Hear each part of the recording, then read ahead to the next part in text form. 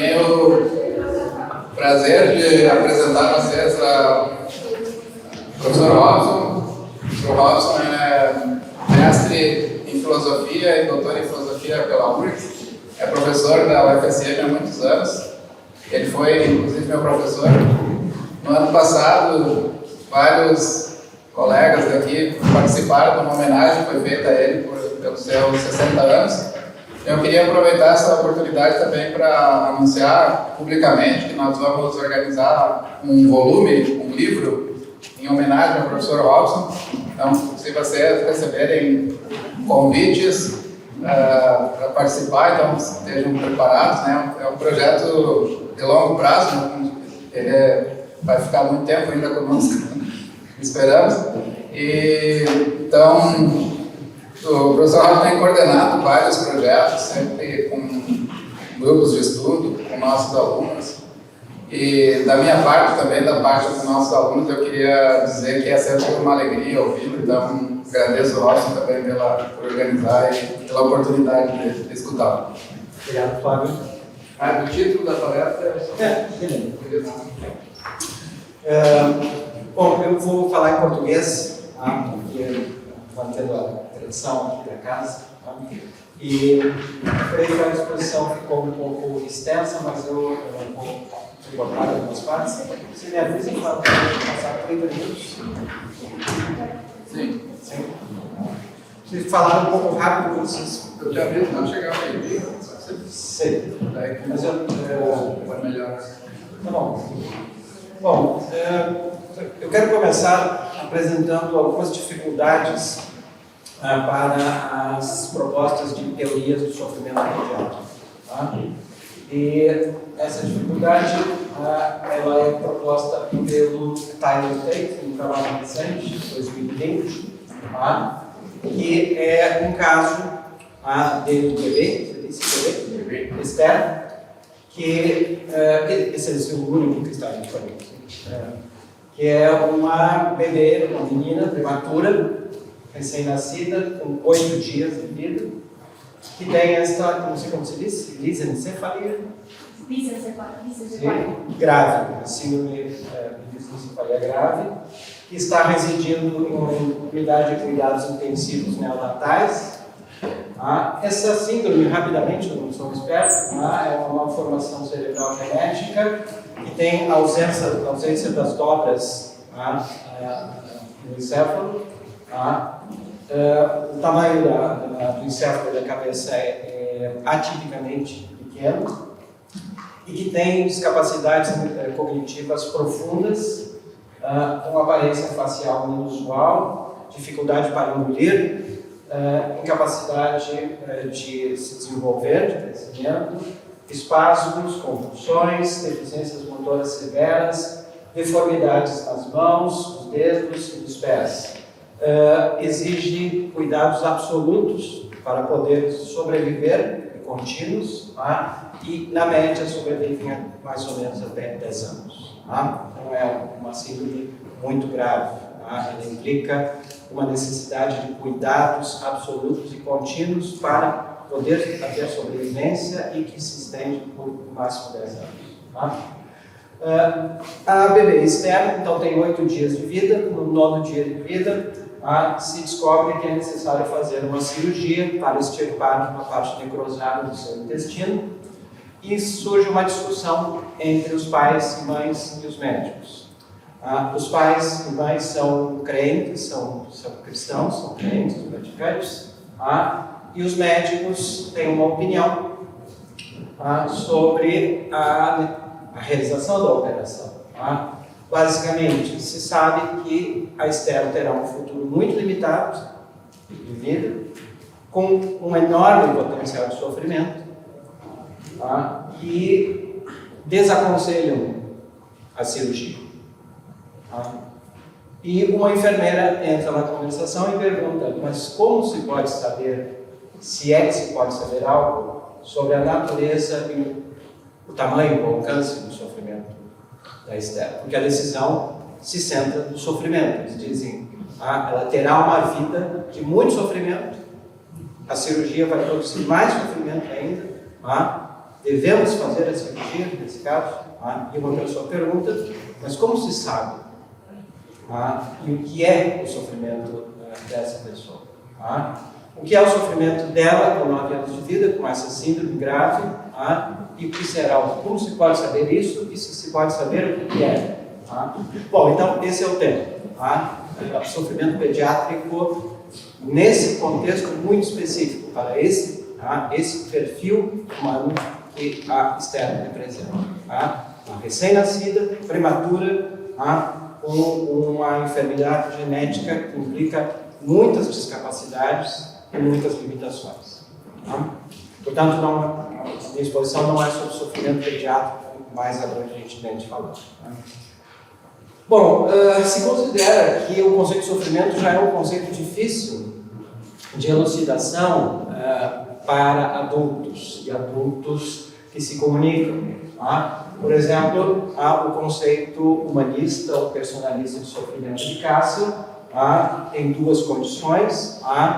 Para atribuir sofrimento a alguém é preciso uma condição fenomenológica, essa pessoa tem que experimentar algo e tem que experimentar aflição. E essa aflição está correlacionada com ameaças à integridade da pessoa. Essa é uma noção restritiva, porque dificilmente ela pode ser atribuída, por exemplo, a pessoas na condição de Esther. Com 9 dias de vida, não tem uma identidade narrativa, sequer se pode atribuir uma integridade pessoal como de um adulto. Então, há esforços para apresentar noções de sofrimento mais abrangentes que sejam capazes de dar conta do sofrimento de criaturas não linguísticas, ou ainda não linguísticas, por exemplo, animais não humanos ou humanos com muitas discapacitações. Tem uma discussão que não vou entrar aqui sobre o que se chama de sistemas pós-bióticos que são capazes de sofrer máquinas inteligentes, mas isso é um outro ponto. Bom, uma das noções mais importantes que foram apresentadas recentemente em termos de sofrimento, de 2018, no livro do Michael Brady, muito rapidamente, ele entende e ele pensa que essa noção de sofrimento é mais abrangente, ela pode ser aplicada, por exemplo, para o caso do Esther, para animais não humanos e pessoas com discapacitações graves. Para ele, o sofrimento é uma experiência complexa que, em relação a uma vivência negativa, afetivamente negativa, mais um desejo de que essa vivência negativa não esteja ocorrendo. Sofre uma pessoa que tem uma sensação que é desprazerosa, que é negativa, e ainda tem a atitude de não desejar que essa sensação continue. Essa é uma noção recente de sofrimento, está sendo muito discutida e, aparentemente, ela nos permitiria ter uma noção de sofrimento para pensar a situação da bebê Esther. Há outras noções, não quero, por questões de tempo, essa também é uma noção recente de sofrimento, como a gentilidade ou a rência interrompida. Vou passar muito rapidamente. Essa é uma noção de sofrimento que não é considerada experiencial. Ela se alinha em parte nas chamadas concepções objetivas de sofrimento, que o sofrimento não precisa ser pensado como uma vivência, mas a perda de certas habilidades, nesse caso, certas formas de agentividade, de agencialidade. Apenas para, então, vou passar rapidamente aqui, esse ponto. A noção de sofrimento já é uma noção difícil de formular para captar a complexidade da experiência de sofrimento em adultos. Vejam, por exemplo, que a noção de sofrimento do Michael Brady, ela ainda é exigente, porque ela exige um certo nível de autoconsciência, a pessoa tem que ter a atitude de desejar não ter uma vivência negativa. Isso supõe a capacidade de ter desejos, isso supõe a capacidade de experimentar sensações negativas. Isso já é, por mais que seja mais ampla que a noção do Castle, mas ela ainda requer essas condições. O problema que surge é se o caso da bebê Esther satisfaz. Nós podemos atribuir a bebê Esther, que tem 9 dias, uma síndrome genética grave, muito grave, que impõe limitações cognitivas, para que nós podemos atribuir, certamente podemos, há evidências objetivas que podemos dizer que ela tem sensações que são desprazerosas, mas podemos atribuir a capacidade de ter um desejo em relação a isso. Ou seja, também essa noção de sofrimento do Michael Bradley, ela apresenta limitações quando nós queremos ter uma noção de sofrimento para responder às perguntas daquela enfermeira. Como podemos saber que a Esther sofre e o que significa o sofrimento de uma pessoa como a Esther? Então, vejam a situação. A Esther não tem ainda, e provavelmente não terá, na trajetória da sua síndrome, as condições cognitivas, por exemplo, para poder expressar o seu sofrimento. O casos como o da bebê Esther são pessoas, são seres humanos que não têm, provavelmente não terão condições de descrever o seu sofrimento para outras pessoas, que são completamente dependentes de outras pessoas, são dependentes de outras pessoas para poder saber se ela está sofrendo e, inclusive, para planejar a trajetória de tratamento. Bom, então, nesse sentido, as discussões em torno do sofrimento pediátrico para essa população humana, com esse tipo de características muito restritivas, muito limitantes, ela tem gerado um debate filosófico teórico importante, em particular no contexto da bioética pediátrica. Esse trabalho da Erika Salter é um trabalho interessante porque ela colocou uma série de problemas em torno do sofrimento pediátrico para esse perfil de paciente. E ela apresenta a objeção de que a noção de sofrimento está funcionando como funcionou a noção, não sei se existe futilidade, porque a noção de futilidade ela se tornou usual no contexto clínico no intuito de tomar decisões sobre a continuidade ou não de certos tratamentos. É fútil continuar alguém com ventilação mecânica, se diz? É fútil, porque não vai sobreviver. Ou seja, é fútil utilizar certos procedimentos e tratamentos porque se sabe que o resultado será negativo. Isso significará simplesmente mais sofrimento e significará mais custos para a família, mais custos para o Estado. Bom, a Erika Salter, nesse trabalho, ela está sustentando que a noção de sofrimento está funcionando como a noção de futilidade no contexto clínico funcionou. Ou seja, as alegações de sofrimento, este paciente está sofrendo e vai sofrer mais com estas intervenções terapêuticas. Este paciente terá uma vida com muito sofrimento. As alegações de sofrimento, segundo a Erika Salter, estão operando como uma espécie de valoração implícita nas decisões médicas, em geral, decisões que se pretenderiam ser neutras valorativamente e baseadas na informação científica sustentada por evidência. No fundo, a noção de sofrimento, diz a Erika Salter, está mascarando a subjetividade da avaliação clínica da qualidade de vida dos pacientes. Essa situação se torna mais séria, mais grave do ponto de vista teórico e bioético quando se considera que em alguns países, eu creio que em Colômbia, não estou seguro, em alguns países a eutanásia de recém-nascidos está regulamentada. Os protocolos de Groningen, por exemplo, é um protocolo para em que casos a eutanásia de recém-nascidos é permitida e pode ser exercida. Vejam que uma das condições é que um caso como a bebê Esther se comprove que ela está numa condição de sofrimento insuportável, e ela, então seus pais poderiam solicitar ou permitir a eutanásia. Então a discussão sobre sofrimento se torna muito mais séria porque ela opera como um dos elementos para decidir não apenas procedimentos terapêuticos, mas em geral procedimentos em que a vida ou a morte do bebê está em jogo.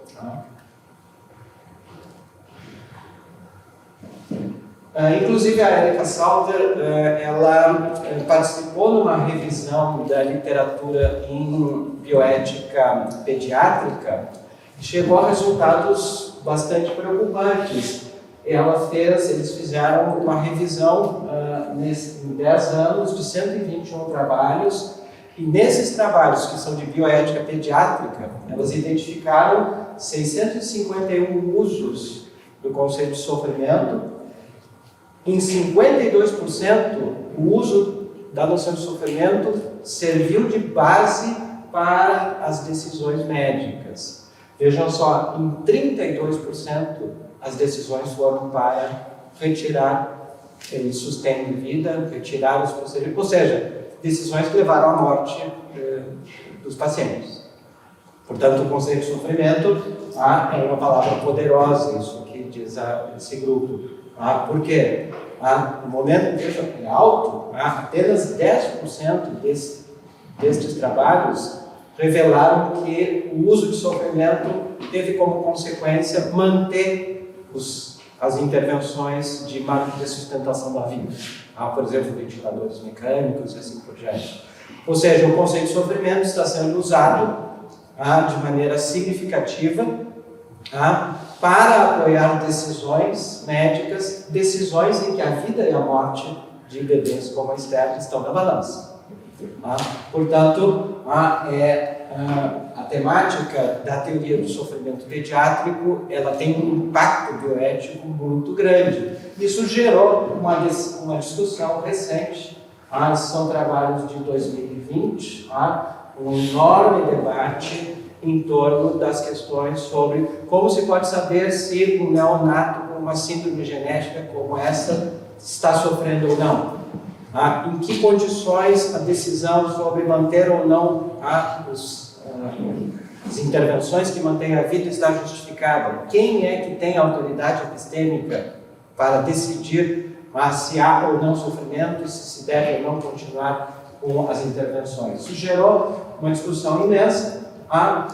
Nessa discussão, recentemente, no mesmo trabalho do Tyler Tate, ele observou que a grande maioria dos trabalhos que estão discutindo esse problema, há uma falta significativa de teorização, uma falta de precisão ontológica, em que sentido, o que significa sofrimento pediátrico.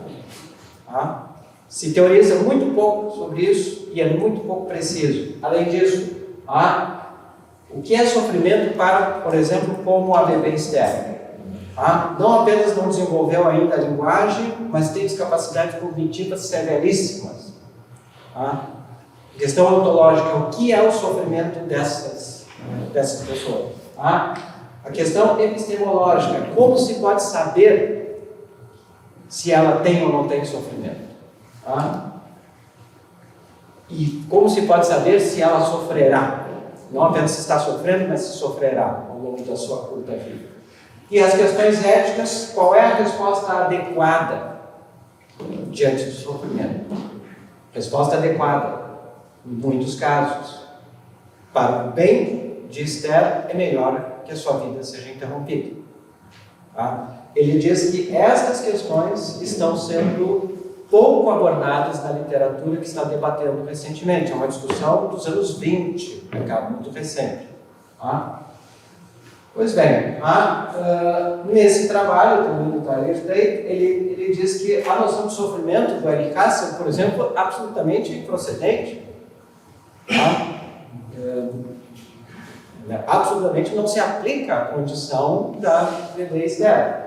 E tampouco a do Michael Brady. Mesmo que a noção de sofrimento do Michael Bradley ela seja mais inclusiva, ela pode permitir o sofrimento de animais não humanos, mas no caso tão extremo, apesar de que são populações significativas, que têm essas enfermidades muito discapacitantes, também a noção de sofrimento do Michael Bradley não é aplicável. Nós podemos dizer que uma bebê como a Esther, dificilmente nós podemos atribuir sem maiores problemas essas condições. Então ele diz, nós precisamos de uma noção de sofrimento que seja pertinente. Sobretudo, eu quis trazer essa imagem pelo sentido seguinte: a medicina moderna, a medicina tecnológica moderna, é, sem dúvida alguma, responsável por permitir que pessoas possam viver mais. A bebê Esther poderá viver mais. Mas o sofrimento produzido pela medicina para produzir isso é enorme. Esse aqui, não sei como se diz isso em espanhol, como se chama? Oxigenação por membrana ECMO. É uma tecnologia extremamente avançada que permite, por exemplo, que neonatos que têm, por exemplo, disfunções pulmonares, que, portanto, não fazem a oxigenação, que possam fazer isso com uma máquina externa, mas os recursos tecnológicos são tremendos e muito invasivos, produz muito sofrimento. Vejam essa situação. Se nós tivermos um bebê de 6 meses vivendo somente por causa dessa tecnologia, sem essa tecnologia que morre, sedado com esses fármacos, podemos dizer que essa pessoa tem sofrimento? Se pode saber, o acesso será pelos cuidadores. Então a intenção é promover uma noção de sofrimento que permita dar conta, responder a essa questão. Uma pessoa como essa, ele está sofrendo ou não? Que noção de sofrimento nós necessitamos? Bom, a discussão avançou no sentido de oferecer propostas teóricas nessa direção. E isso gerou recentemente uma discussão importante, não apenas ontológica, sobre o que é o sofrimento, por exemplo, de um bebê ligado a um ECMO sedado, e eventualmente até com incapacidades cognitivas. Há uma discussão filosófica importante, não apenas ontológica, mas também ética. Esses são alguns trabalhos de um conjunto de discussões que pretendem exatamente dar conta de um espectro de problemas relacionados com uma noção de sofrimento aplicável a esses seres humanos. Eu vou me deter, naturalmente, as noções de sofrimento que são experienciais, ou seja, sofrimento, em alguma medida, a pessoa tem que estar experimentando algo, dificilmente são operacionalizáveis aqui. Dificilmente nós podemos, sem dificuldades epistêmicas grandes, dizer que uma pessoa como a bebê Esther, ou esse bebê que está em ECMO sedado, está tendo alguma experiência que possa ser requerida para dizer que ela sofre. Então, as teorias experienciais, elas enfrentam muita dificuldade. Vejam, o caso de um bebê ligado a ECMO, sedado, há uma grande opacidade para nós ao acesso à sua experiência. Não obstante, se reconhece que há sofrimento. Há muitos relatos, por isso anedóticos, de enfermeiras, enfermeiros, pais, cuidadores, que reportam que há sofrimento. Mas o que significa sofrimento? Ou seja, é necessário ampliar as noções de sofrimento, mesmo as mais amplas que nós temos. Por exemplo, no caso do Bradley, como nós podemos ter acesso à vida conativa de um bebê como a bebê Esther, e de fetos, por exemplo, uma certa idade. A saída qual é? A saída é oferecer uma noção de sofrimento que não seja experiencial. E para isso, então, no menu filosófico de teorias do sofrimento, há uma outra classe de teorias do sofrimento, que são as chamadas teorias objetivas do sofrimento. Tá? Uma teoria objetiva do sofrimento pediátrico, é isso que está sendo demandado. Tá? Não que se responda negativamente que uma pessoa como a bebê Esther não possa ter experiência de sofrimento, mas é que há muita opacidade. Tá? Poder determinar isso depende de um agente externo, mas é muito opaco. Tá? E se sofrimento está na base da decisão, nós vamos fazer a cirurgia na bebê Esther ou não. Se fazemos, tem chance de viver mais alguns meses. Se não fazemos, ela morrerá. Então não é apenas a falta de um conceito filosófico de sofrimento. Tá? Há muita responsabilidade em jogo aqui. Ora, então a sugestão é ir para a categoria de teorias do sofrimento que se chamam teorias objetivas do sofrimento. Tá? E o Tyler Tate exatamente apresentou uma proposta de uma teoria objetiva do sofrimento para o caso da bebê Esther e outros. Tá? Nesse trabalho de 2020. Tá? Ele se baseia num dos primeiros trabalhos que propuseram uma noção de sofrimento, uma noção objetiva de sofrimento, que é o trabalho do Van Luft, de 1998, que são teorias neo-aristotélicas do sofrimento. Tá? Ou seja, uma teoria do sofrimento, teoria objetiva do sofrimento, ela pretende que nós possamos responder essa pergunta, se uma pessoa sofre ou não, tá? Com independência da experiência que a pessoa tem. Isso parece muito contraintuitivo, né? Nós pensamos, se alguém sofre, alguém tem uma experiência, está sentindo algo desagradável. Essas são propostas que dizem que uma pessoa pode estar sofrendo sem que esteja experimentando. Uma teoria objetiva do sofrimento, que não depende de uma experiência subjetiva. Tá? Ou seja, que nós possamos atribuir sofrimento a alguém, mesmo que esse alguém não descreva a si mesmo ou não esteja vivenciando uma experiência. Naturalmente, a grande referência é Aristóteles. Tá? No sentido de que a vida, as formas de vida e a vida humana entre elas, tem algumas teleologias.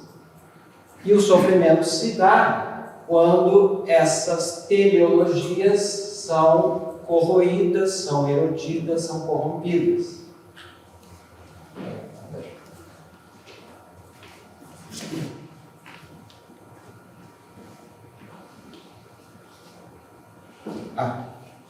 Já sei.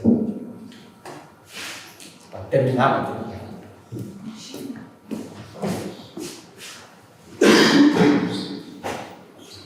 Está claro em português? Como é que está? Sim.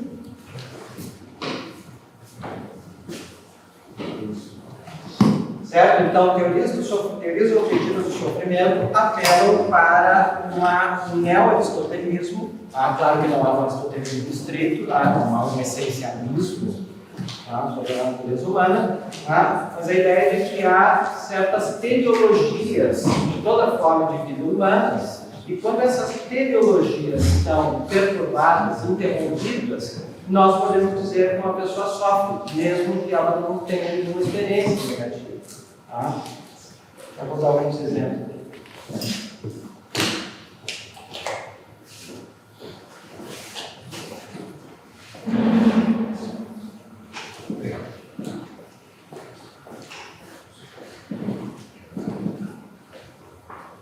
Então, pensando no caso dos neonatos, infantes, ou seja, bebês que ainda não desenvolveram a linguagem, e crianças, nós podemos dizer que as suas necessidades de alimentação, de aquecimento, de tranquilização, elas são completamente dependentes dos cuidadores. Crianças, filhotes, neonatos são integralmente dependentes de outros para terem as suas necessidades, os mais diferentes tipos satisfeitas. Tá?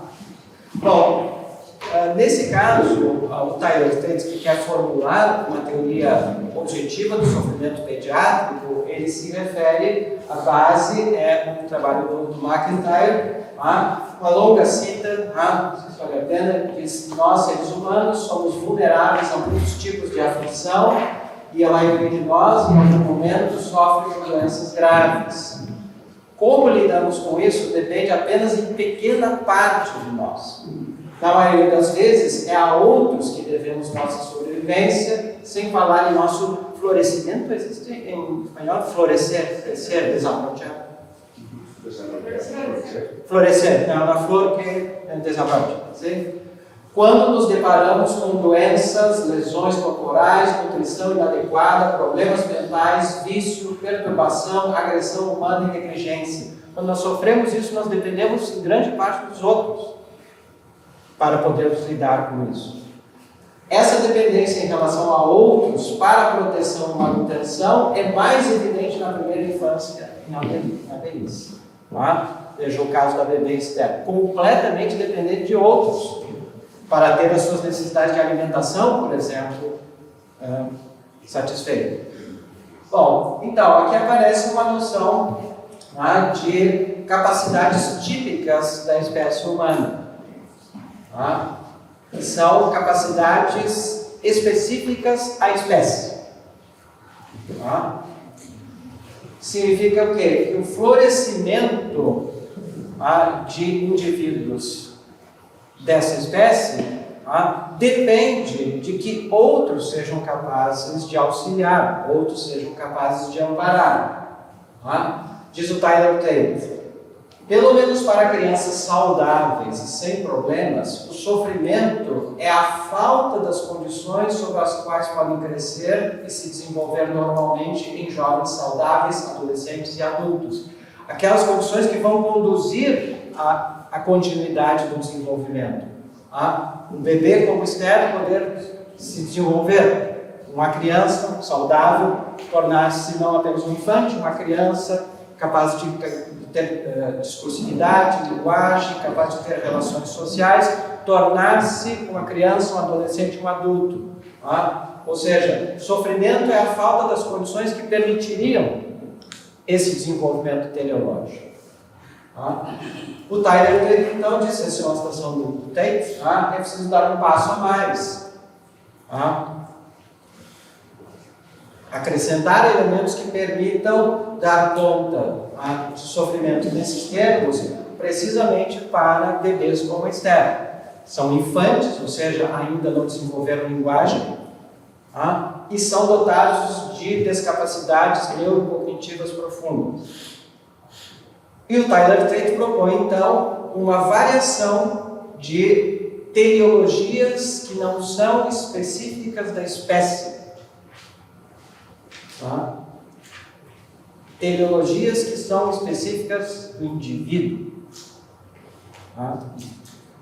Dá um passo a mais, ou seja, capacidades e características individuais, seria a realização de uma teleologia individual.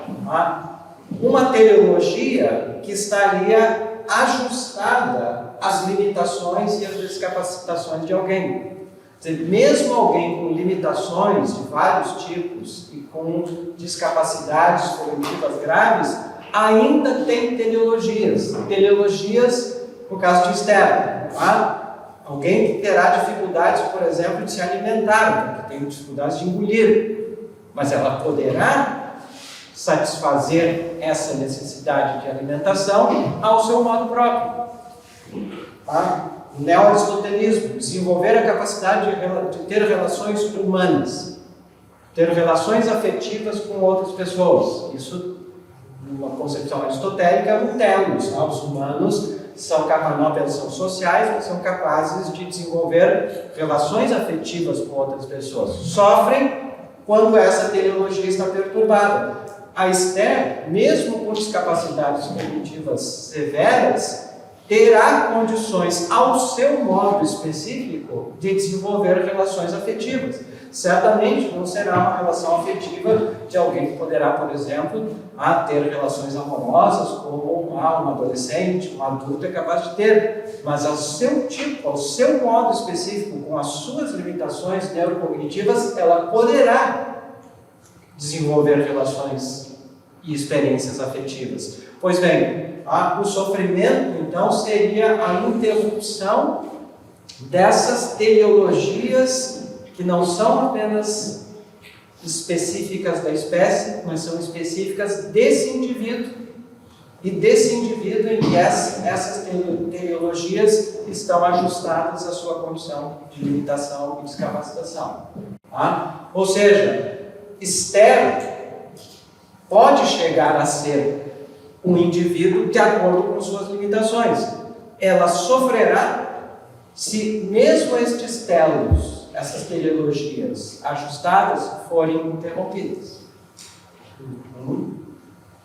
Ou seja, mesmo sendo diferente, profundamente diferente de outros indivíduos da mesma espécie, um infante com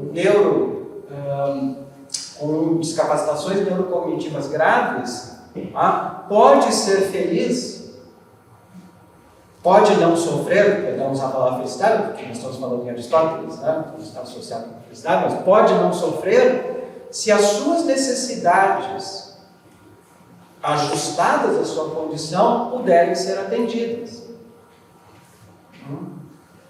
Ele entende, portanto, o Tyler Tate, que o florescimento é um evento não apenas, um processo não apenas individual, mas cultural, social, coletivo e político.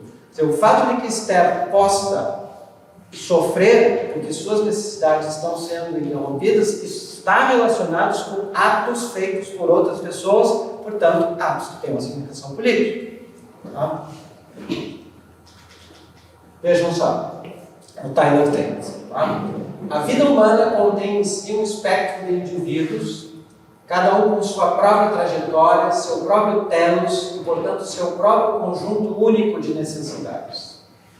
Um bebê com lisencefalia, como Esther, nunca andará, não terá a alegria de fazer um passeio, nunca andará, não terá autonomia, nunca falará, se alimentará ou articulará preferências que poderiam ser posteriormente satisfeitas. A bebê Esther viverá alguns meses ou alguns anos, provavelmente com um tubo de alimentação, e então morrerá. O arco de sua vida descerá rapidamente. Sua chama pode até se extinguir diante dos próprios olhos de seus médicos, mas isso não significa que o sofrimento de Esther seja de natureza minimamente diferente do de qualquer outra criança recém-nascida. Todas as crianças respondem com uma demanda. Caso não tenham que sofrer, todas exigem um nível de cuidado por parte dos indivíduos mais velhos que estão em uma determinada posição e têm com elas um relacionamento particular. Então, ela não poderá satisfazer essas necessidades, essas teleologias, mas ao seu modo ela tem algumas necessidades que poderão ser atendidas. Isso significa que ela pode não sofrer se elas forem atendidas. Além disso, o florescimento, mesmo para humanos como a Esther, é algo que é um processo temporal. O que significa o florescimento pode mudar com o tempo, muda com o tempo. Vejam o que diz o Tyler Tate. Ainda assim, vejam, mesmo com as limitações severas que a Esther tem, ainda assim, mesmo admitindo que Esther possa florescer, inevitavelmente chegará o momento em que Esther começará o processo de morrer. E quando esses momentos do morrer chegarem, Esther manifestará um tipo diferente de florescimento. E exigirá, ele usa a expressão flail. Vejam, mesmo no processo reativo de morrer, ele está dizendo que pode haver um florescimento. E se esse florescimento for interrompido, sofre. um sabor distinto de cuidado para afastar o sofrimento, um cuidado que na profissão médica é chamado de paliativo.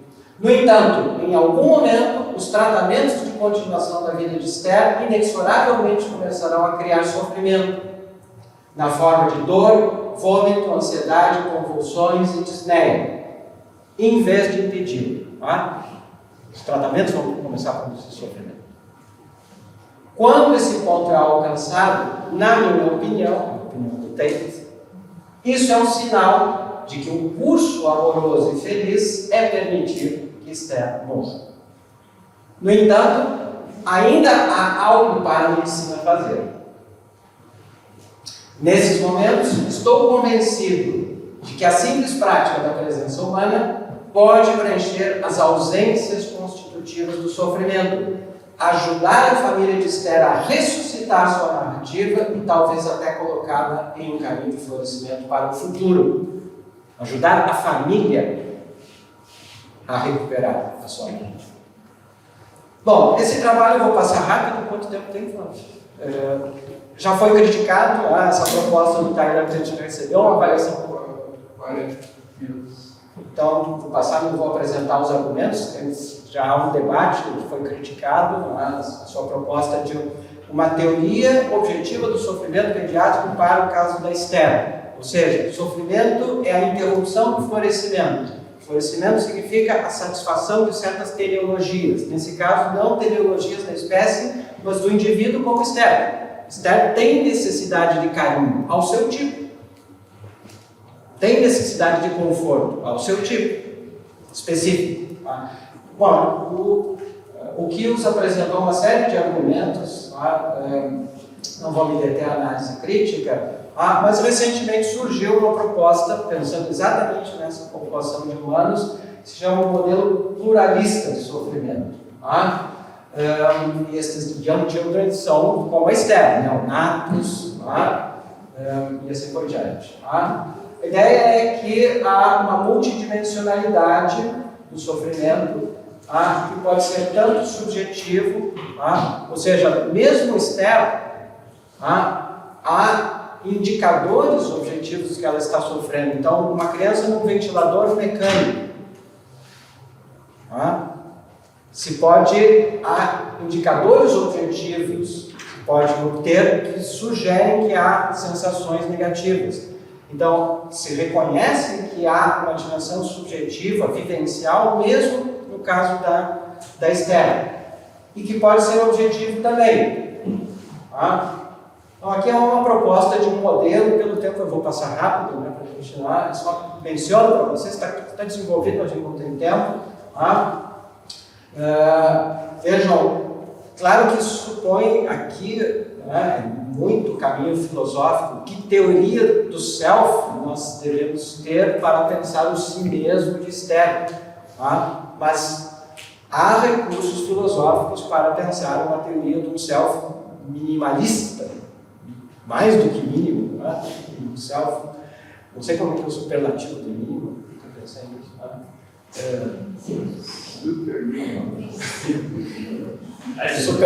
Superlativo do mínimo é difícil, O professor Carlos Bego Jazz dizia que em espanhol sempre é uma palavra. Bom, a ideia é um modelo que seja mais complexo, que integre tanto uma dimensão objetiva quanto subjetiva do sofrimento. Essa é uma informação. O sofrimento pode ser subjetivo, por exemplo, uma experiência negativa subjetiva relacionada a dor, desconforto ou aflição emocional, em alguns casos mensurável, com alguns componentes potencialmente não mensuráveis, que pode ser local ou global. O sofrimento pode ser objetivo, redução da capacidade de obter alguns elementos atuais ou futuros de bem-estar. Ele diz, aqui a linguagem é do dano, aqui a linguagem é da perda. Que pode ser local e global. Há uma descrição, para a gente ter pelo menos alguma ideia, por exemplo, sofrimento subjetivo local, experiência subjetiva negativa que ocorre em um certo momento no tempo, por exemplo, um procedimento médico doloroso. Tá? Talvez o Juan Carlos saiba, as pessoas da medicina saibam, até os anos 80 do século passado se fazia cirurgia em neonatos sem anestesia, porque se considerava que eles não tinham as condições neurológicas para sentir dor. Tá? Então, se reconhece, isso mudou. Tá? Há procedimentos médicos em UTIs neonatais, isso é o caso, que são extremamente dolorosos. Tá? Negligência emocional. Tá? Mesmo bebês como Esther têm necessidades emocionais. Tá? Ser negligente implica uma experiência subjetiva. E assim por diante. Tá? Sofrimento objetivo. Tá? Capacidade reduzida de obter um componente objetivo específico do bem-estar. Por exemplo, a perda da capacidade de caminhar em função de um dano na espinha. Isso é apenas porque esse autor aqui, ele não apenas propõe um modelo mais complexo, que o sofrimento tem que ter tanto elementos objetivos quanto subjetivos, como também uma série de procedimentos para médicos, enfermeiros e cuidadores. Tá? Atender o que cuidadores estão dizendo. Eles estão usando a linguagem da perda ou a linguagem do dano? Tá? Bom, para concluir, então, quero apresentar algumas limitações para as abordagens fenomenológicas do sofrimento. Aparentemente, aqui, a fonologia tem pouco a contribuir. Por quê? Porque as noções fenomenológicas do sofrimento são experienciais, e não apenas experienciais. Uma das noções mais elaboradas fenomenológicas do sofrimento, essa que tem sido desenvolvida pelos Venerbles, é uma noção de sofrimento tão complexa, tão exigente, que dificilmente nós diríamos que a bebê Esther sofre de acordo com essa noção. O que diz o Venerbles? Sofrimento é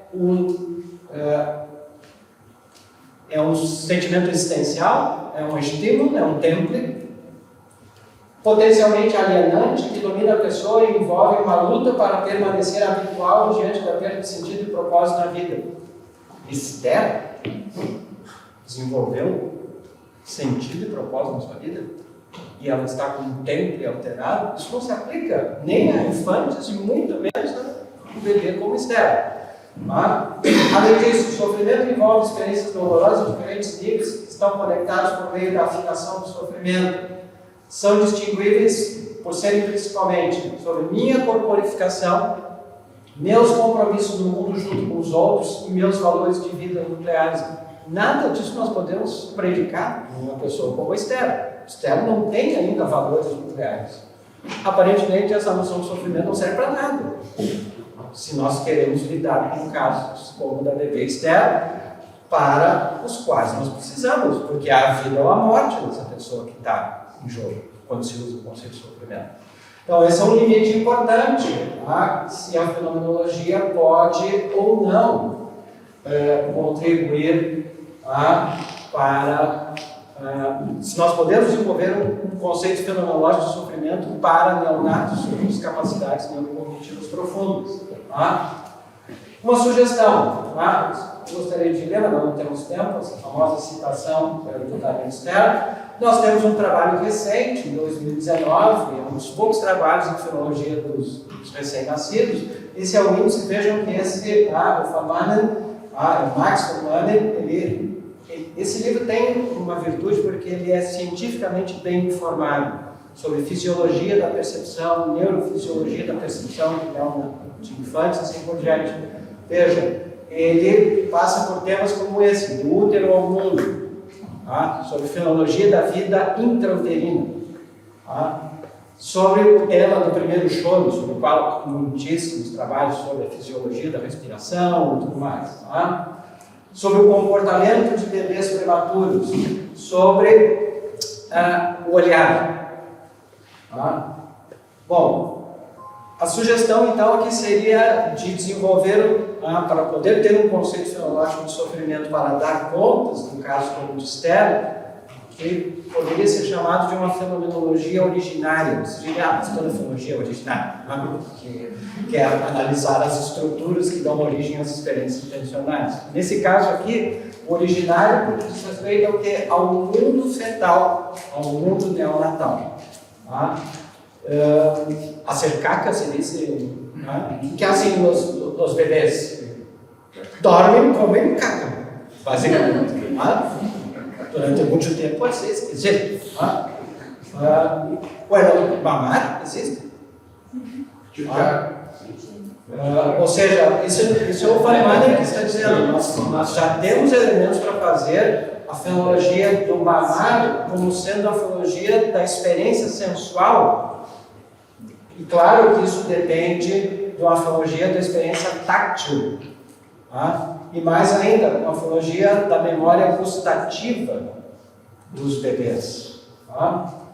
Isso depende, naturalmente, de desenvolver uma fenomenologia da percepção que envolve ação. Não, essa é uma expressão do Radcliffe. Nós temos que ter uma filosofia não espectatorial da percepção. A percepção não é como tirar uma foto, tem que fazer algo. Em particular, queria me referir a um ponto do Feynman, que é a fenomenologia do contato visual. Essa é uma foto de uma fotógrafa que se dedica a fazer fotos em hospitais. E, bom, o ponto é exatamente isso. Se o contato olho a olho, qual é a natureza da percepção visual infantil? Em particular, aqui nós temos uma dificuldade teórica importante, porque há um estudo sobre lisencefalia que foi feito na Holanda, se não me engano, na Dinamarca.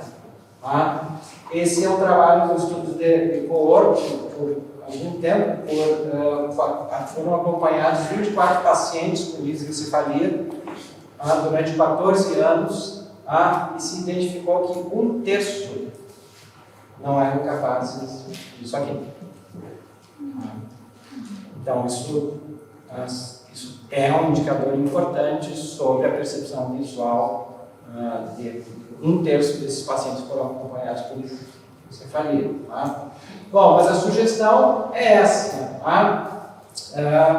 O contato visual, se uma fenomenologia adequada do contato visual pode, por exemplo, nos permitir inferir que há uma experiência de contentamento, a dimensão afetiva do contato visual.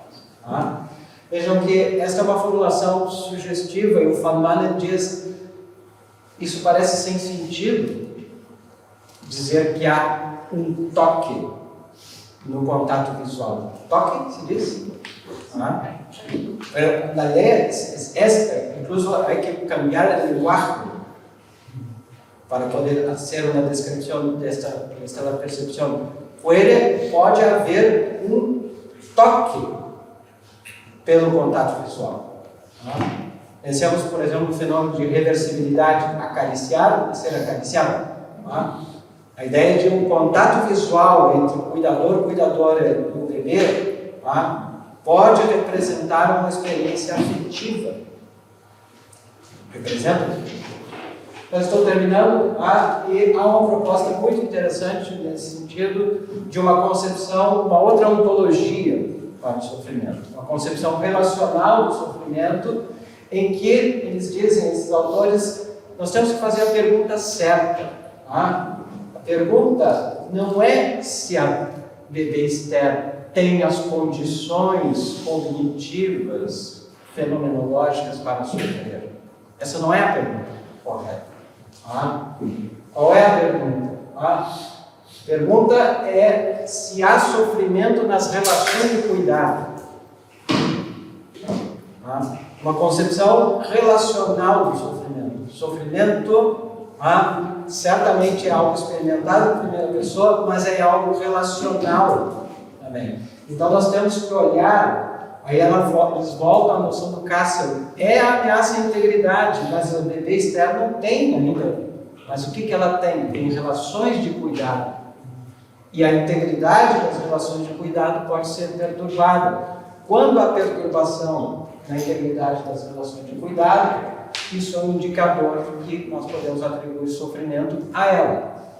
Veja, muito interessante, vai mudar a metodologia. Tá? Pensar que sofrimento é um fenômeno relacional.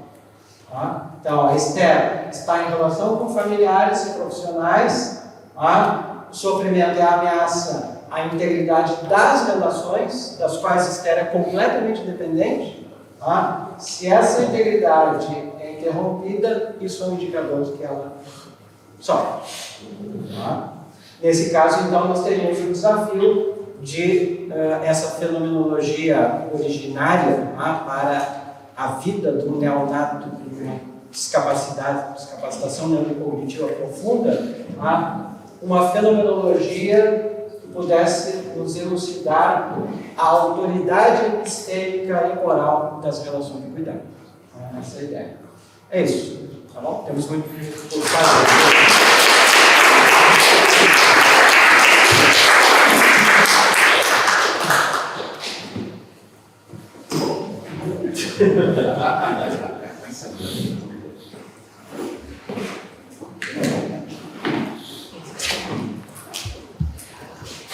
Uma pergunta de esclarecimento sobre esse último modelo da relacional.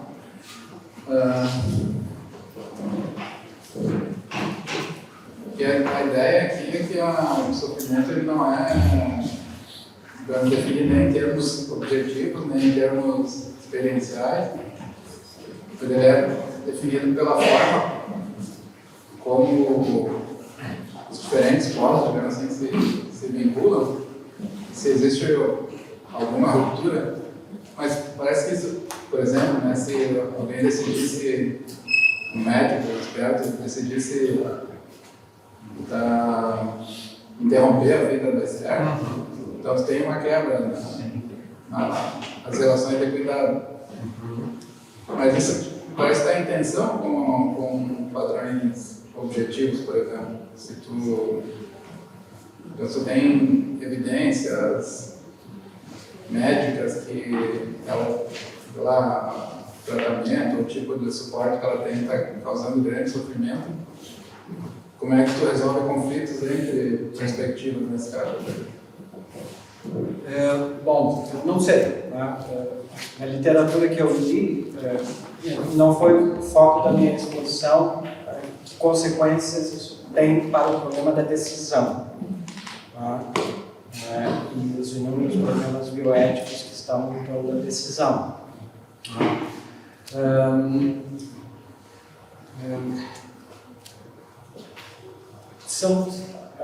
O pouco que eu li a respeito disso é muito controverso, tá? O problema da autoridade. Tá?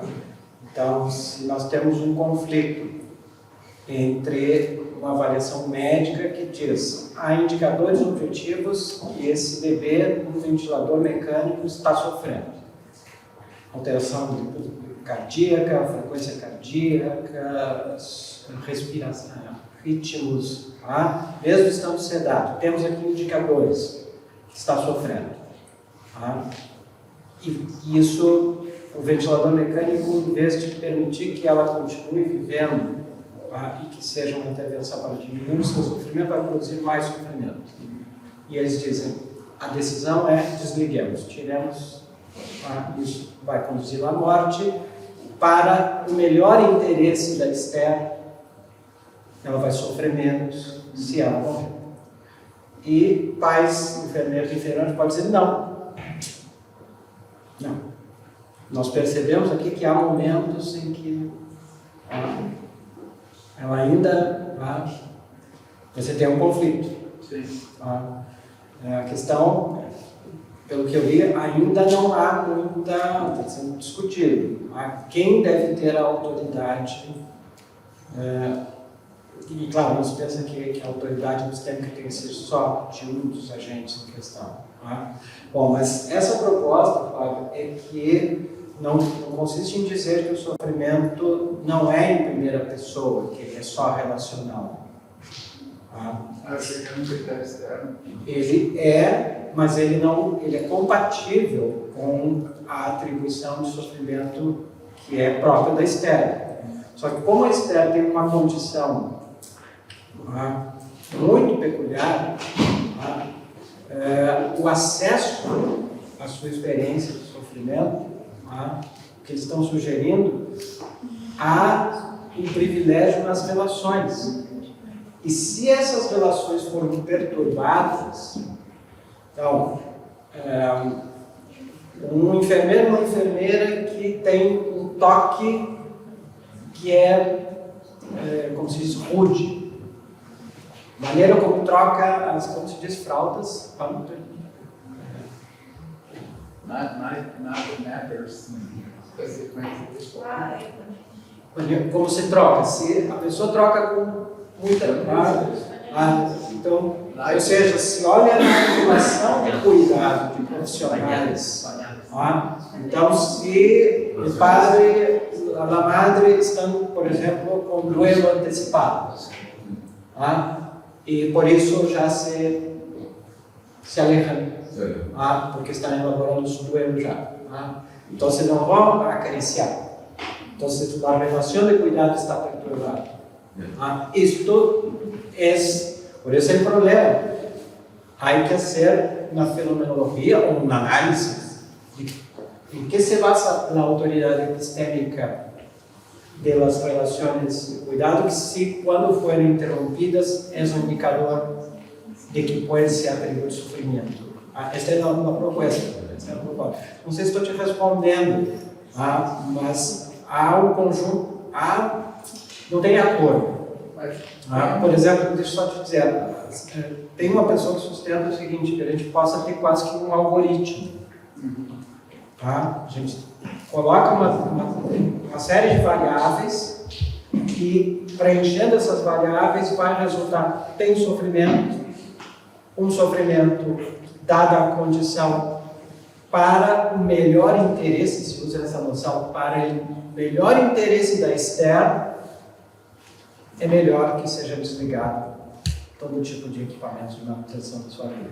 Aí a discussão de o que significa o melhor interesse, em que medida, por exemplo, um debate importante é em que medida estes familiares, estes profissionais, não estão eles tentando aliviar o seu próprio sofrimento, atribuindo o sofrimento a Esther para que então ela possa. Então há uma série de discussões aqui que ainda estão, então não há uma resposta, e é muito fundamental, mas não estou te respondendo.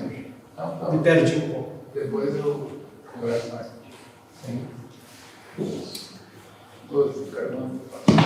Tem mais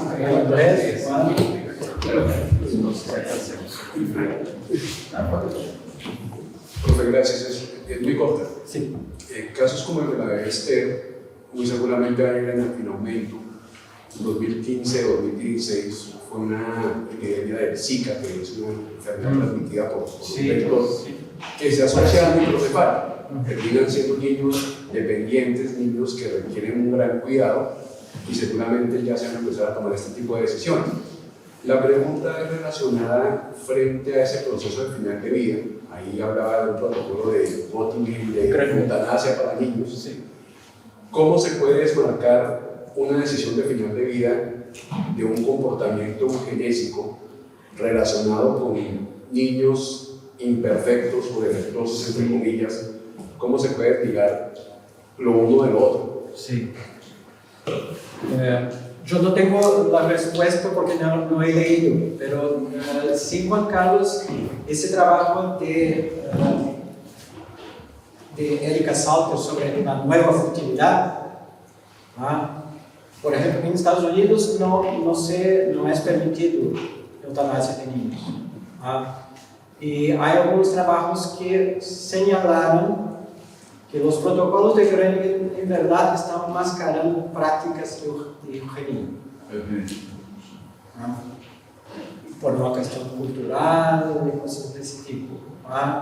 Entonces, yo no he seguido la literatura, pero sé que se ha identificado, se levantaron sospechas de que en estos protocolos, en sus aplicaciones, se estamos resolviendo muy rápidamente cuestiones que son cruciales. Por ejemplo, la autoridad epistémica parecía, este niño está en sufrimiento insoportable, luego cumple una condición para la eutanasia. Pero ¿quién tiene la autoridad epistémica? Entonces, se presentaron unos trabajos mostrando que hay sesgos, y esto sugiriendo que de hecho está mascarando prácticas eugénicas. Entonces, no sé cómo siguió el debate para la distinción, pero es un punto central. Fue muy criticado.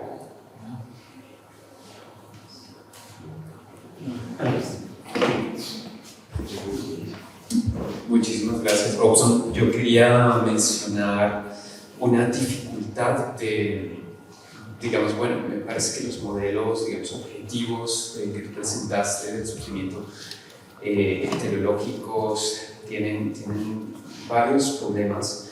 Uno de ellos ya es la palabra objetivo, ¿no? que por supuesto es objetivo en cuanto que se parte de la tercera persona, pero no en cuanto el resultado sea absoluto.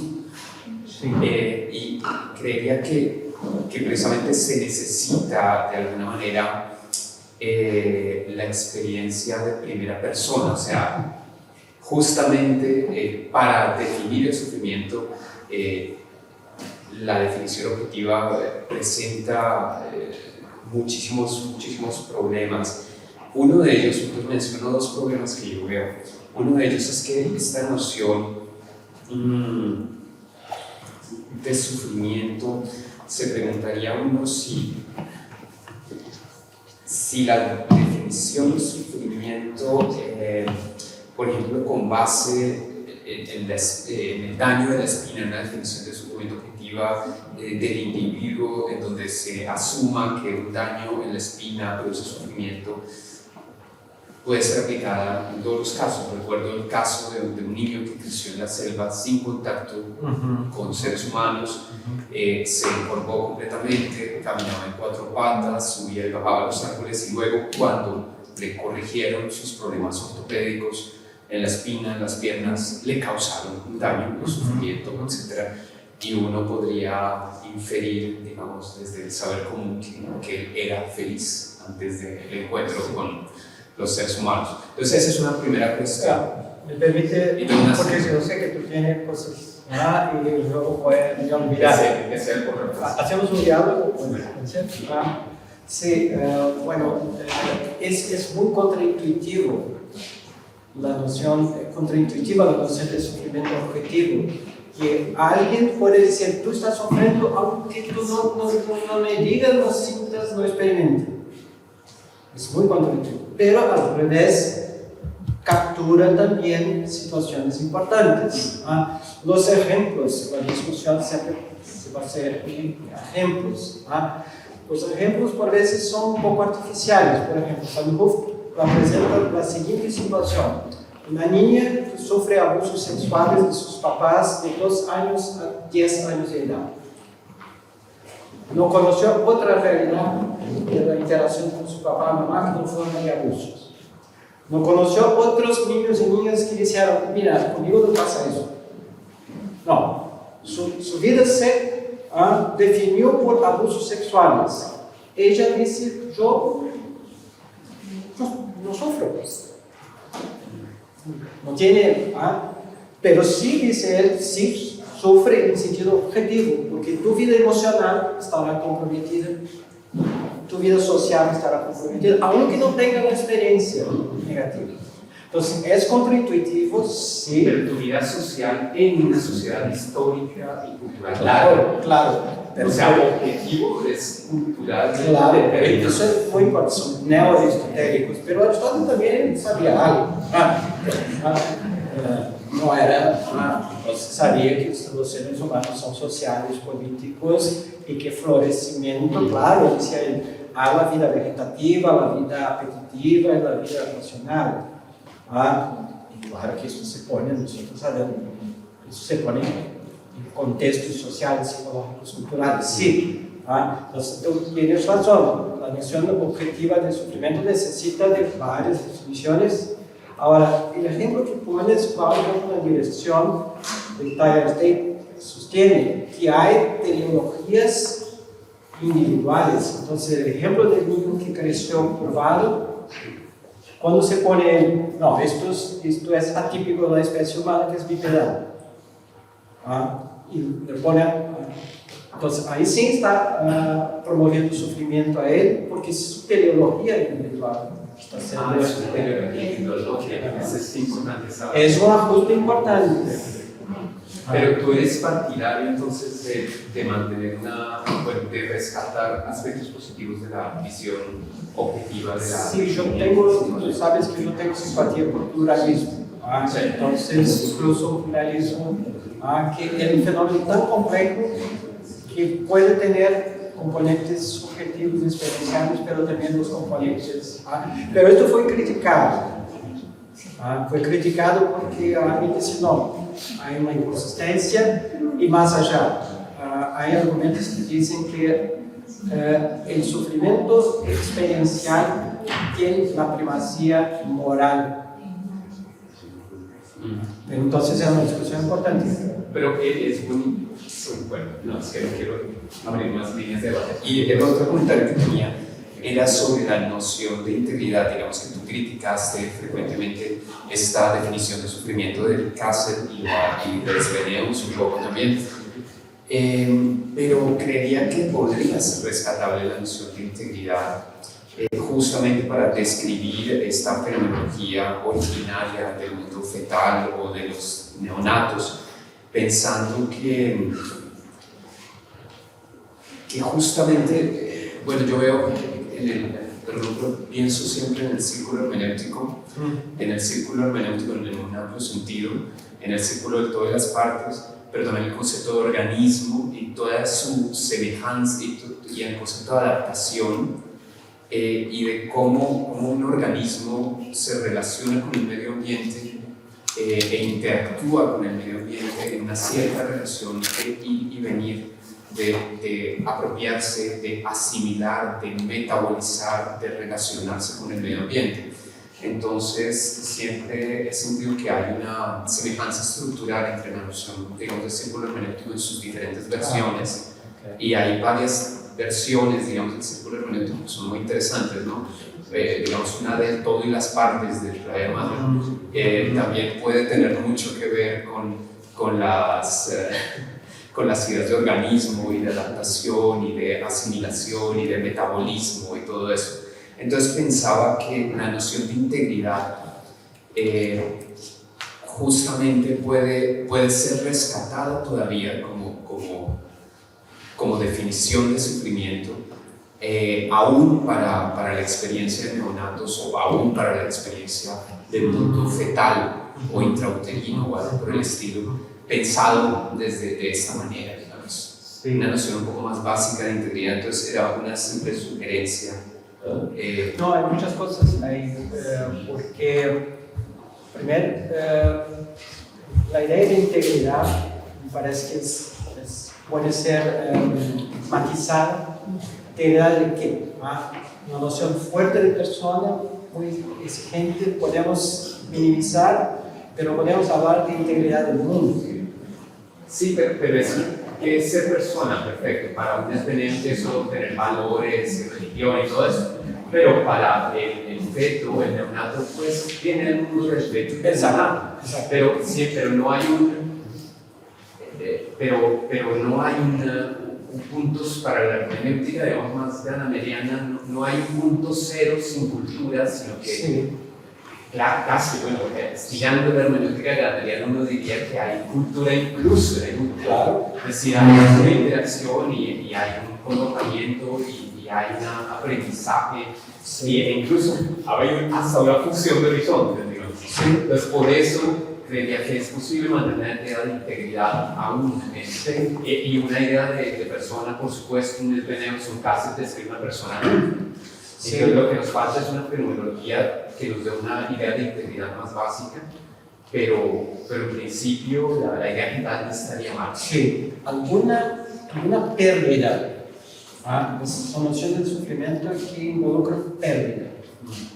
La integridad puede ser algo fundamental, también puede ser algo más minimalista, pérdida, pero sí O que- amenaza a la pérdida. Exacto, bueno, esto es la Sí. cosa de casa, pero esto exige una capacidad cognitiva de percibir la amenaza. Ahora, hay una sugerencia interesante ahí porque, en general, los componentes hermenéuticos en las teorías del sufrimiento son para adultos, porque es identidad narrativa. Lo que tú estás sugiriendo es que como el círculo hermenéutico Sí, sí. podríamos tener un aporte para el sufrimiento que no fuera por la narratividad. Es No que conozco, yo no creo conozco. que hay que unir ese círculo hermenéutico, digamos, hay que superar las dos dimensiones, la dimensión corporal y la dimensión narrativa, hay que integrarlas. Y esa integración parte, mejor dicho, hay que construir un modelo que desde el comienzo nos hable de la psicología del desarrollo Sí. y de la psicología del desenvolvimiento, de la circularidad de la comprensión desde el embrión. Sí. Eso hay que hacerlo. Sí, ahora esto nos lleva más a los fundamentos, porque la psicología del desarrollo que es considerada más consistente con la fenomenología es la psicología ecológica.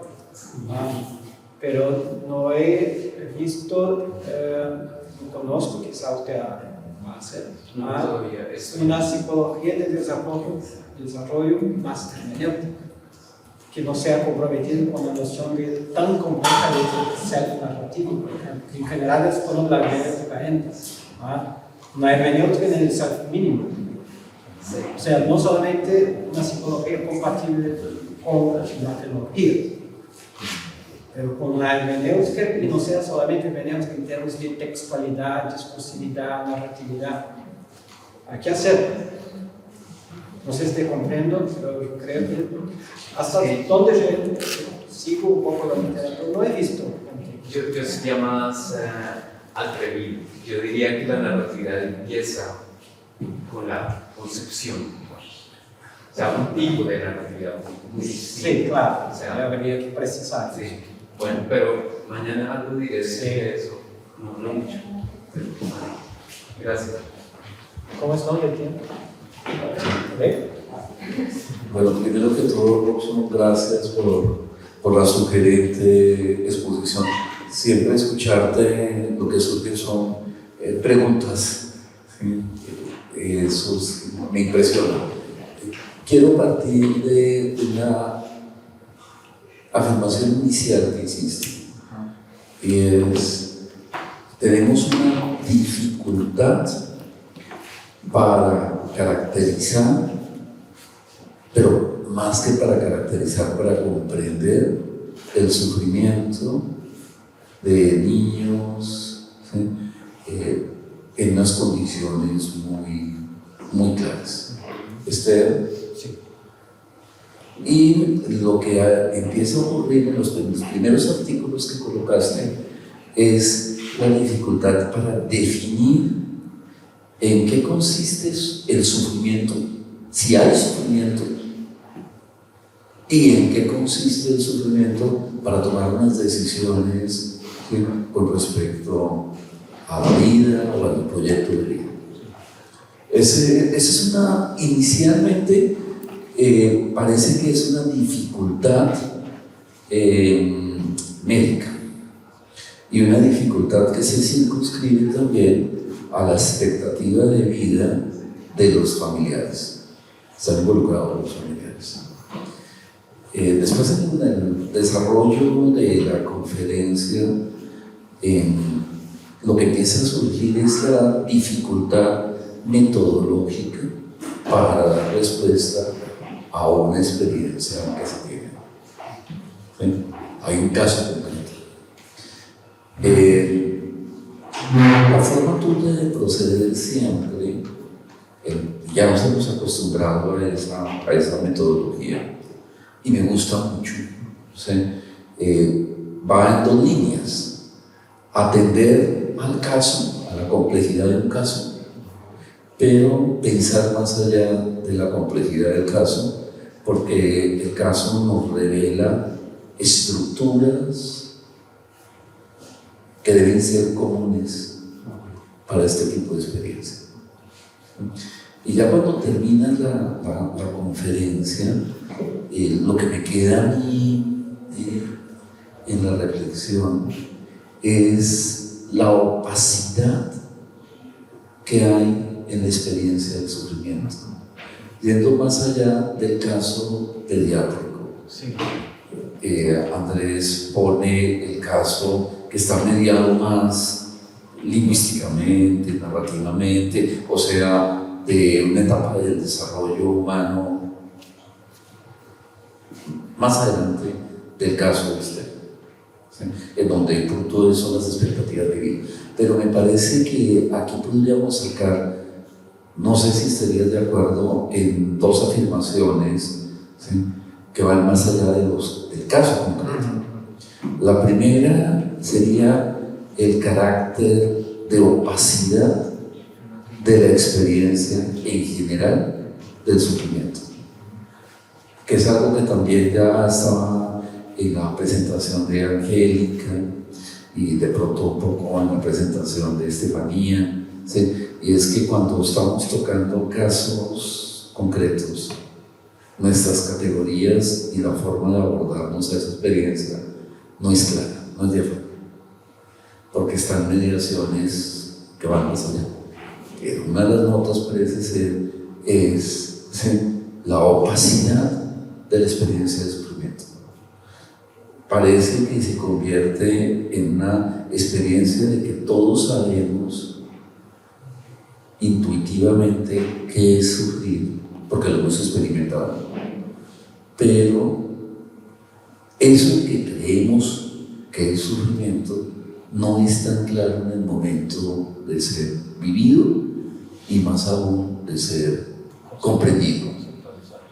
Y entonces lo que empieza a ocurrir es que no podríamos dirimir entre una lectura relacional, una lectura objetiva, una lectura desde el punto de vista de la tecnología de la especie o de la tecnología del individuo, y entonces estamos en los límites realmente de la comprensión.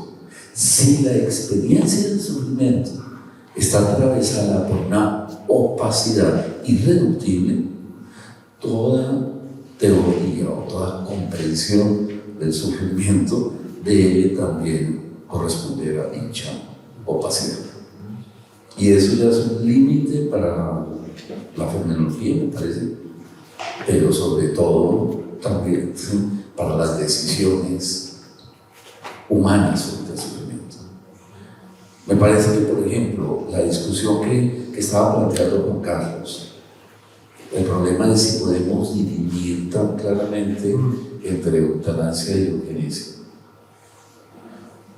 Creo que la gran sorpresa que hay es que el mundo contemporáneo quiere unas decisiones muy taxativas. Y para eso tiene una herramienta para ese carácter taxativo, que es justamente el saber jurídico. La bioética le está ayudando, la expectativa de cómo va a vivir así, eso sería muy tiránico para los papás, permitir que continuaras la vida de un niño en medio de eso, porque es que está sufriendo mucho, pero es que creemos que la experiencia de sufrimiento es diáfana. Ahí estaría de acuerdo en extender el caso y hacer la afirmación un poco de la opacidad de la experiencia del sufrimiento en general, que es una experiencia opaca, ¿sí? Y de pronto uno diría, bueno, de pronto tendríamos que la posibilidad también de extender a una nota característica de toda experiencia humana, su opacidad, y también la opacidad de su comprensión. Sí, muchas gracias, Fernando. Bueno, esto nos lleva más allá. A ver si, no solamente como un recurso retórico, Fernando, cuestión del tiempo, lo he leído una cita que es del libro Stern. Yo estaría profundamente de acuerdo que fenómenos no solamente particulares, pero también las estructuras que se emergen de estos fenómenos en la vida muy temprana, digamos así, escribiendo esta noción que personas tempranas y personas muy tempranas. En portugués es difícil saber. Son relevantes, sí, seguro, por el fenómeno mismo, y en el caso de Ixter, dado la medicina moderna, la gran complejidad del problema moral que está ahí presente, porque un equipo médico puede decir es mejor que dejen de vivir porque su vida será un sufrimiento completo, pero ¿quién va a vivir por la decisión de la muerte? Son los papás. Entonces, todo esto es en sí mismo extremadamente relevante, pero también tiene una relevancia más fundamental. Entonces, que acompaño esta cita de España es muy interesante, porque dice más o menos, es larga, y dice que nosotros nos topamos con la cuestión de saber qué es el mundo del bebé, cómo bebés experiencian los eventos sociales, están con un otro. Y él dice que hacemos hipótesis sobre esto, y dice más, y ahí creamos teorías con base en lo que imaginamos de ser. Una vez que no podemos jamás entrar en la mente de un bebé, no pasa nada. Puede parecer inútil imaginar lo que un bebé podría experienciar. No entanto, eso está en la esencia de lo que realmente queremos y necesitamos saber. Aquí lo que imaginamos ser la experiencia de un bebé forma las nociones de quién es el bebé. Esas nociones crean nuestras hipótesis funcionales sobre la fase del bebé. Sirven como modelos que orientan nuestros conceptos, etc. Son fuente de ideas para los experimentos con bebés. Estas teorías funcionales también determinan cómo los padres, madres, respondemos a nuestros propios bebés, y ellas fundamentalmente forman nuestras visiones sobre la naturaleza humana. Bueno, toda esa cuestión de teorías funcionales dejamos al lado, porque quiero llegar a final. Entonces, seguro, yo pienso que, aunque sea de una tremenda importancia teórica y bioética responder a estas demandas, hay un interés filosófico mucho más amplio, profundo, que es lo que nos dice esto sobre el sufrimiento humano en general. Y si la opacidad que se ve claramente ahí nos dice algo sobre la opacidad en general del sufrimiento. Te acompañaría, sí, ahí tengo dudas, sí daría, porque esta dirección no es un libro. Me parece que se abren muchos caminos. Y hay caminos que dirían, bueno, esto es un misterio, y como tal tiene que permanecer como un misterio. O sea, no hay que desarrollar la pretensión de tener en algún momento conceptos de sufrimiento que nos permitan comprender incluso como que caminar en la niebla, ir avanzando en la niebla, ¿se dice?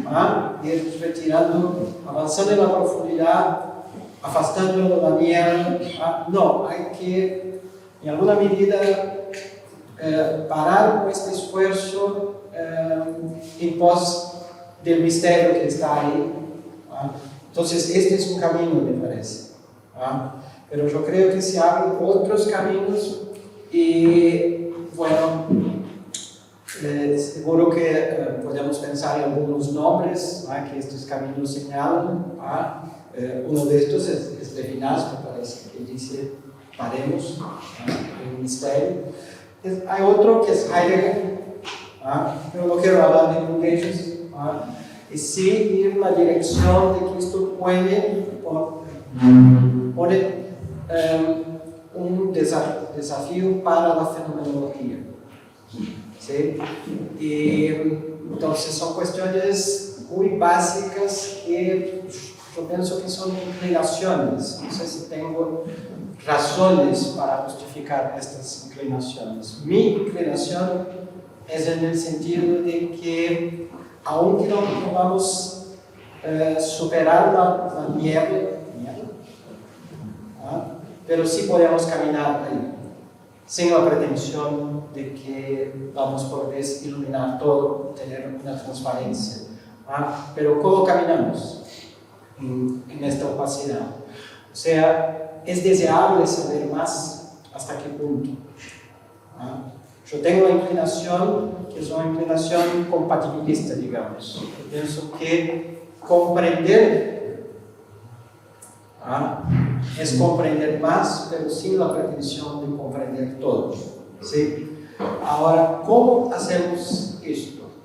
Yo todavía sigo creyendo que la fenomenología, aunque la hermenéutica también tiene sus atractivos para las inclinaciones, yo creo que la fenomenología nos brinda elementos para eso, sobre todo me parece porque la fenomenología, no quisiera terminar con un alegato metateórico en defensa de la fenomenología, pero yo creo que la fenomenología en algunos casos tiene una conciencia metateórica que otras metodologías no tienen en filosofía, y que es la conciencia sobre la propia naturaleza de la investigación fenomenológica. Yo estoy muy influenciado en ese sentido por un trabajo reciente de Radcliffe sobre el duelo, en que al final tiene una pequeña sesión que llama un ejercicio y metafenomenología, que es una fenomenología del duelo.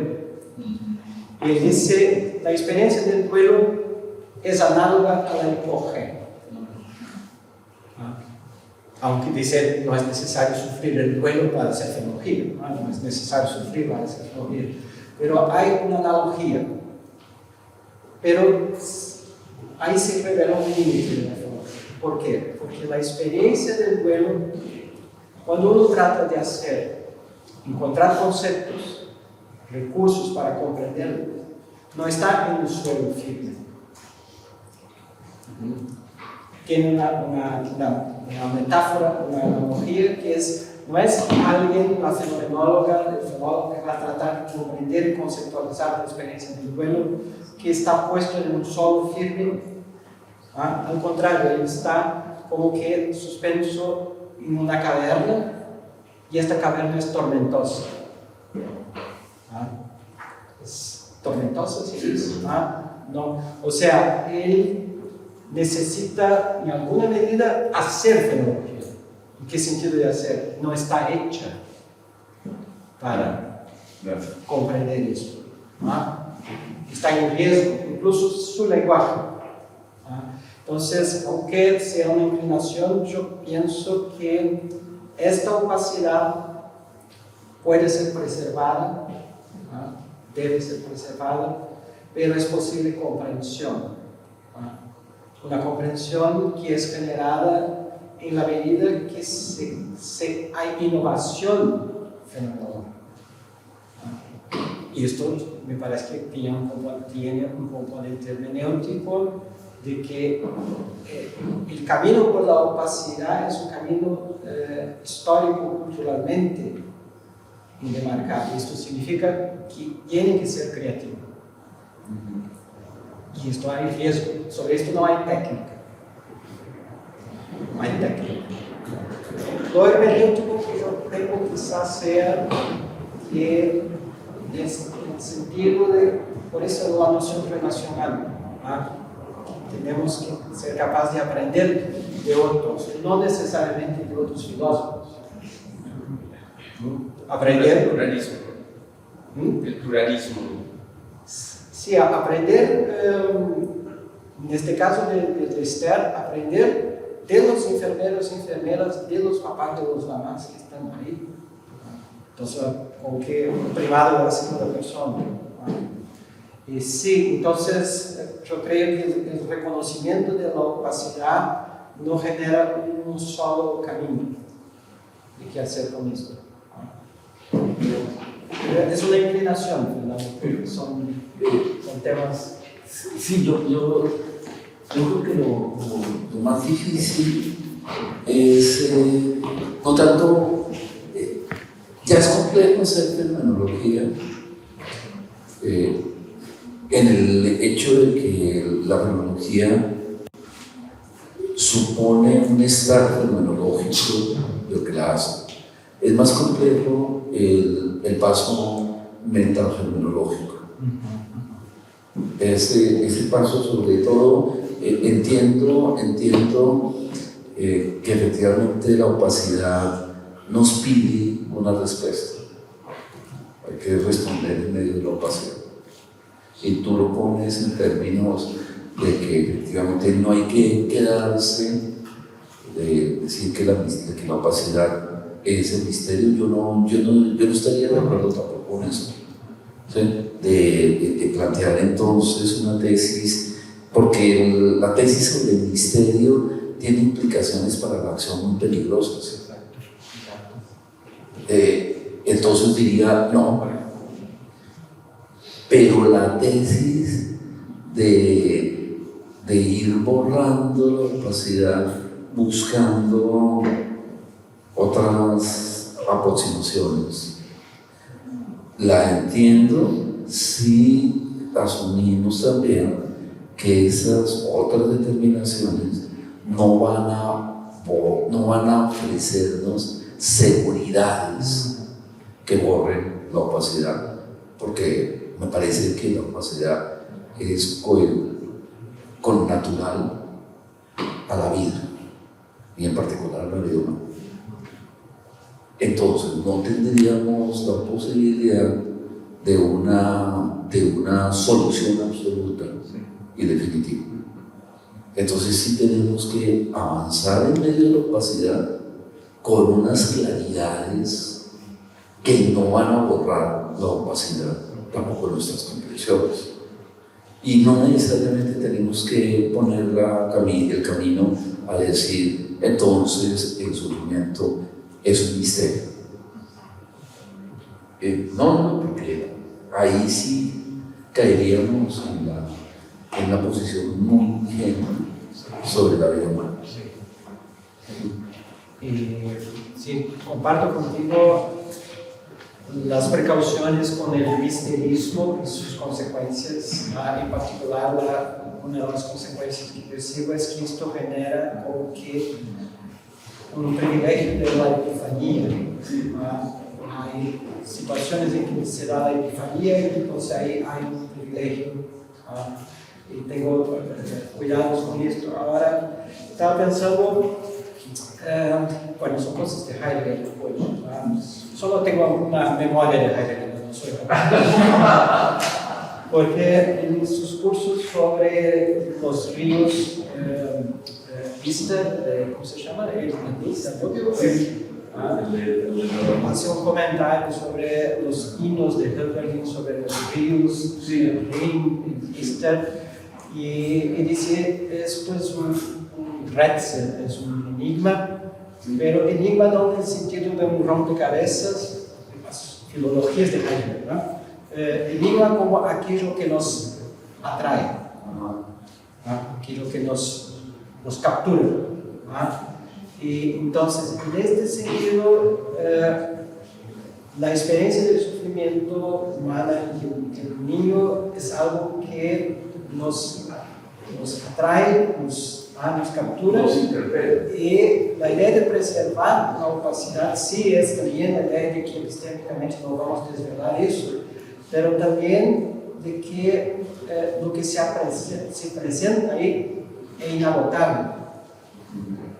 Y la teología tendría el privilegio, exactamente en el sentido por voltarse contra sí mismo en nombre del fenómeno. O sea, que esto que nos atrae con nuestros conceptos no lo desfiguremos constructivamente. Tenemos que siempre a lo largo de la historia de las personas, de la vida o de las culturas, este elemento que está ahí inagotable pueda emergir y nosotros correspondemos a eso. Me parece que sería. Ahora, claro, Isto não significa que seja privado, que não possamos formular conceitos com um linguagem próprio que seja privado. Esses são temas de metafonia difíceis. Te agradeço por nos levar a estes páramos. Cadê o Thiago? Deveria dar a fome de vocês. Sim? Temos que começar às 2, né? Menos um sanduichinho. Professor, excelente sua palestra, tema muito complexo e muito interessante, professor. Professor, primeiro eu gostaria de pedir, se o senhor pudesse falar em outro momento, repetir o que o senhor falou para ele sobre o ciclo. O círculo. E também eu gostaria de falar, quando o senhor explanava, eu fui fazendo uma analogia na questão do aborto no Brasil, porque a eutanásia não é permitida. Então, o aborto, nós temos 3 casos legais, 2 casos constitucionais e um caso determinado pelo STF a partir de audiência pública, onde se chamou a sociedade para opinar. E nesses casos, então, eu fui rememorando e também lembrei de uma situação que há muito aconteceu, que é no caso da proibição. Tudo que você falou envolve uma questão de responsabilidade dos tutores ou dos responsáveis legais, porque vai acontecer um ato médico e esse ato médico provavelmente terá como consequência uma decisão judicial. Então eu fiquei pensando se essa decisão judicial poderia se encaixar na questão que o senhor falou sobre a questão objetiva.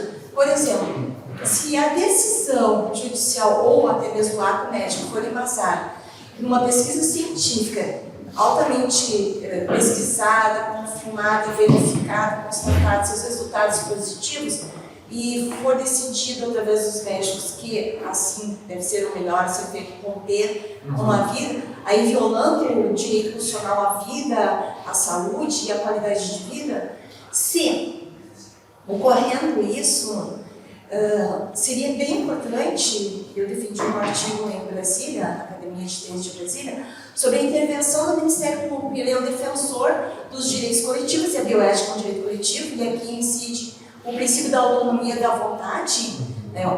Toda criança ela é absolutamente incapaz de se autodeterminar. Então, quem vai responder são ou os pais ou os tutores legais. E por mais que o médico decida, ele só pode decidir, passando por cima da decisão dos pais, que naquele exemplo da transfusão sanguínea, os pais eram religiosos e não queriam que a criança fizesse a transfusão sanguínea, o Ministério Público, neste momento, ele tem autoridade para intervir, porque se trata do caso de bioética e biodireito. Então, eu fiquei pensando, com base em pesquisas científicas, provavelmente será uma decisão objetiva, que começa com questões subjetivas e termina em uma decisão objetiva, quem sabe pelo cerceamento, pelo rompimento dessa vida, que vai causar sofrimento para a criança, para os pais, para todos que estão envolvidos, e além do ônus, assim, para o Estado. Obrigada. Sim, obrigado a você pela sua pergunta. Vejo várias dimensões no seu comentário, na sua pergunta. Não necessariamente a decisão médica com um acordo, ela precisa se comprometer apenas com uma teoria objetiva do sofrimento. Ou seja, é possível ter uma noção de sofrimento experiencial subjetiva e que pode ser determinada. A pessoa, de fato, está com um sofrimento insuportável, tendo uma noção experiencial do sofrimento. Então, a decisão médica, como um acordo, ela não necessariamente nos compromete com uma teoria objetiva do sofrimento. No sentido de que nós podemos determinar em terceira pessoa se há ou não sofrimento, se é insuportável. Também uma noção subjetiva permite apoiar. Bem, os componentes jurídicos, certamente nós chegamos aí nas mediações que se derivam dessas discussões de conceitos fundamentais. se, a partir dessas noções de sofrimento, tá, nós chegamos, por exemplo, a uma noção de qualidade de vida, tá, e a partir da noção de qualidade de vida, nós temos derivações em termos de responsabilidades morais e das responsabilidades morais, responsabilidades jurídicas. Tá? Sendo feitas essas mediações, certamente vamos pensar em países onde a eutanásia, suicídio medicamente assistido ou aborto estão regulamentados. Tá? As decisões, e aqui nós podemos conversar com os colegas da Colômbia, no caso, conversar com eles, as decisões, por exemplo, que o sofrimento seja insuportável, tá? Há protocolos para que os responsáveis não sejam imputados juridicamente. Tá? E esses protocolos devem observar, por exemplo, pensando não de crianças, mas de adultos. Tá? O próprio adulto tem que ser capaz de descrever a sua condição como sofrimento insuportável, deve estar em plena posse das suas capacidades cognitivas. Além disso, uma junta de especialistas deve confirmar que ele está, e para isso confirmar precisa ter evidências. Tá? Então, me parece que sim, quando se chega no nível de codificação, regulamentação jurídica, tá? É preciso, porque essas são decisões fatais, tá? É preciso que elas sejam, digamos assim, a sua subjetividade seja minimamente controlável. E aí, para isso, então, mas o interessante é que, como o fenômeno do sofrimento é um fenômeno intrinsecamente subjetivo, mesmo em países onde suicídio e eutanásia estão regulamentados, se admite a participação de pessoas que não são cientistas. Por exemplo, o sofrimento tem uma dimensão existencial. O sofrimento existencial dificilmente é codificável, dificilmente. Então, se admite que, por exemplo, pessoas que não são cientistas sejam capazes de ter autoridade sobre isso. Não sei se me respondo, mas, sem dúvida, quando nós chegamos no nível da juridificação, essas decisões, esperamos, dentro do tema que no caso estava sendo sobre eugenia, esperamos que esse seja um direito, se ele é garantido, que seja um direito que possa ser exercido por pessoas e não exercido arbitrariamente por outras. E que nós tenhamos. Claro que isso gera uma série de situações, há casos importantes, por exemplo, em que decisões judiciais determinaram que a vida de um bebê continuasse, a despeito, por exemplo, das demandas dos pais. A despeito dos pais alegarem que o sofrimento era muito grande, a decisão judicial, não, tem que manter. Então, essas são situações complexas mesmo, difíceis de uma vontade geral. Vamos encerrar, que já passou bastante tempo. A gente volta às 2, então.